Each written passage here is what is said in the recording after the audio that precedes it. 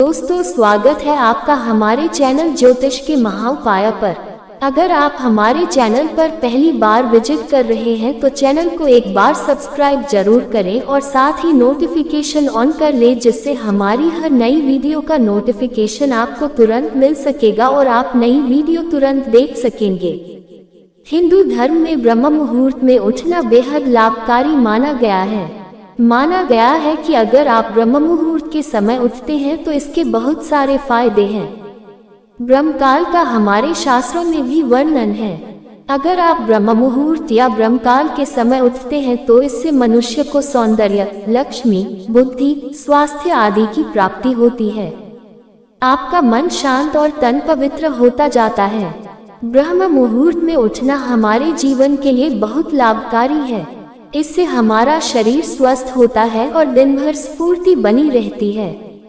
हिंदू धर्म में ब्रह्म मुहूर्त में उठना बेहद लाभकारी माना गया है। कहते हैं अगर आप ब्रह्म मुहूर्त के समय उठते हैं तो इसके बहुत सारे फायदे हैं। ब्रह्म मुहूर्त क्या होता है? अगर आप सुबह 4 बजे से 5:30 के बीच उठ रहे हैं तो इसे ब्रह्मकाल या ब्रह्म मुहूर्त कहते हैं। ब्रह्म का मतलब है परमात्मा और मुहूर्त का अर्थ है समय, यानी परमात्मा का समय।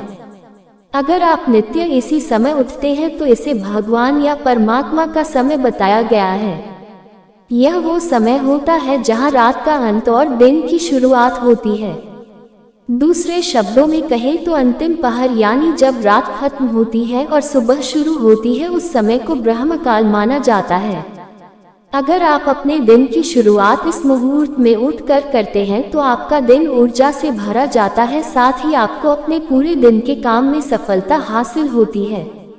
ये समय साधना के लिए बहुत उचित समय है। अगर आप रोज इस समय उठते हैं और नित्य इस काल में पूजा पाठ करते हैं तो आपको इसका उचित फल प्राप्त होता है। इस समय अगर आप उठते हैं तो आपके शरीर में सकारात्मक ऊर्जा प्रवेश करती है, जिससे आपका पूरा दिन अच्छा जाता है। साथ ही आपके मन और दिमाग में अच्छे विचार उत्पन्न होते हैं। ब्रह्म मुहूर्त के समय अगर आप सोते हैं तो इससे आपके पुण्य का नाश होता है। 3 से 5 बजे के बीच नींद खुलती है तो दिव्य शक्ति का है बड़ा संकेत। रोज ब्रह्म मुहूर्त में जागने से क्या होता है? मिलते हैं ये दिव्य संकेत। ब्रह्म मुहूर्त में जागने के लाभ: प्रतिरक्षा प्रणाली मजबूत होती है, ऊर्जा स्तर बढ़ता है, रक्त संतुलन बना रहता है, दर्द, खराश और ऐंठन से राहत होती है, खनिज और विटामिन के अवशोषण बढ़ता है। ध्यान करें। ध्यान खुद से मिलने का सबसे अच्छा तरीका है, और जब बाकी दुनिया सो रही है तो ध्यान करने का बेहतर समय क्या है? यह वह समय है जब आपकी सजगता का स्तर सर्वोच्च हो। सर्वश्रेष्ठ ब्रह्म मुहूर्त ध्यान में से एक है सहज समाधि ध्यान। 2. ज्ञान पढ़े या सुने। अष्टांग हृदय के अनुसार ब्रह्म मुहूर्त आध्यात्मिक ज्ञान और ज्ञान का अनुभव करने के लिए सबसे उपयुक्त समय है। प्राचीन शास्त्रों का अन्वेषण करें या ज्ञान के सरल सिद्धांतों को फिर से खोजें। धर्मशास्त्र के अनुसार ब्रह्म मुहूर्त के दौरान शास्त्रों का अध्ययन मानसिक समस्याओं को कम करने में भी मदद करता है। 3. योजना। ब्रह्म मुहूर्त आपको जिस तरह का जागरूकता स्तर और ताजगी देता है, वह आपके जीवन में महत्वपूर्ण चीजों की योजना बनाने का सही समय है। यह काम हो, वित्त हो या कुछ और। 4. आत्मनिरीक्षण करें। पिछले दिन के अपने कार्यों को याद करें। ईर्ष्या, क्रोध और लालच जैसी नकारात्मक भावनाओं को आपने कितनी बार याद किया? इन यादों में से किसी को भी आप अपराध बोध में न डूबने दें। बस उन क्षणों के बारे में पता करें। हर रोज ऐसा करने से अंततः इन भावनाओं को महत्व देने की आपकी प्रवृत्ति कम हो जाएगी और अंततः बुरे कर्म कम हो जाएंगे। 5. अपने माता पिता, गुरु और भगवान को याद करें। हमें अक्सर अपने जीवन में सबसे महत्वपूर्ण लोगों को याद करने का समय नहीं मिलता है।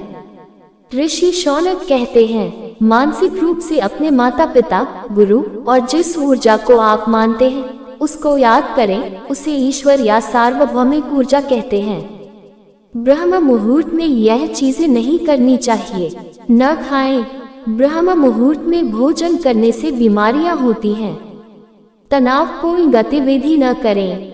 ऐसा कुछ भी न करें जिसके लिए बहुत अधिक मानसिक कार्य की आवश्यकता हो।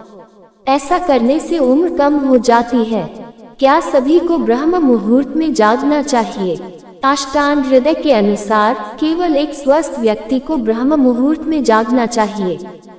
ग्रंथ में ऐसा भी कहा गया है कि निम्नलिखित लोगों को ब्रह्म मुहूर्त में उठने की कोई पाबंदी नहीं है।